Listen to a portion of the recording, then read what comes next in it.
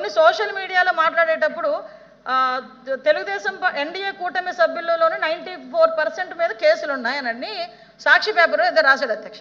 మా మీద ఏమి గొడ్డల వేటు మీద పెట్టామని హత్యల కేసులు లేవు అధ్యక్ష. కోడికత్తున్నదని మా మీద అధ్యక్ష కేసులు లేవు అధ్యక్ష. అమ్మ చెల్లి కేసులు పెట్టామని మా మీద కేసులు లేవు అధ్యక్ష. కేవలం మా మీద కేసులు ఉన్నది ఏంటంటే రాజకీయ కేసులు.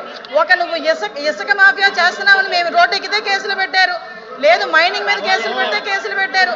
నేను ఎవరి పేరు ఎత్తలేదు, నేను కేసుల గురించి మాట్లాడాను. మీరు భుజాలు తడుముకుంటే నేనేం చేయాలి?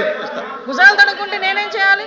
ఈ రోజు లీగల్ గా అది కూడా అధ్యక్ష, ఈ కేసులు ఏదైతే ఉన్నాయో ఈ కేసుల్ని తొందరగా వాళ్ళకి ఎలా పరిష్కారం చూపించాలనే ఉద్దేశంతో పోలీస్ డిపార్ట్మెంట్ తోని అదేవిధంగా లా డిపార్ట్మెంట్ తోని కూడా ఒక మీటింగ్ కూడా అరేంజ్ చేసుకోవడం జరిగింది అధ్యక్ష.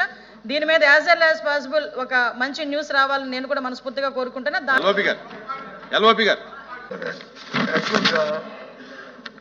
సభ్యులు వచ్చి ప్రశ్న అడిగిన దానికి సమాధానం చెప్పి, లేదు అవసరమైనప్పుడు వచ్చి కొంత బ్యాక్ హిస్టరీకి వెళ్తే పర్వాలేదు అధ్యక్ష వెళ్తే పర్వాలేదు. కానీ ఇక్కడ ఈ సభలో ఏమవుతుందంటే ఎంతసేపు 10-16 సంవత్సరాలు అయినప్పటికీ కూడా ఈ ప్రభుత్వానికి చేతకానట్లు, ఈ ప్రభుత్వానికి వచ్చి ఇంకా గత ప్రభుత్వంలో జరిగింది చెప్పుకుంది. మరి ఈ ప్రభుత్వం ఏం చేస్తుంది అధ్యక్ష? దేనికి అధ్యక్ష? కాబట్టి అధ్యక్ష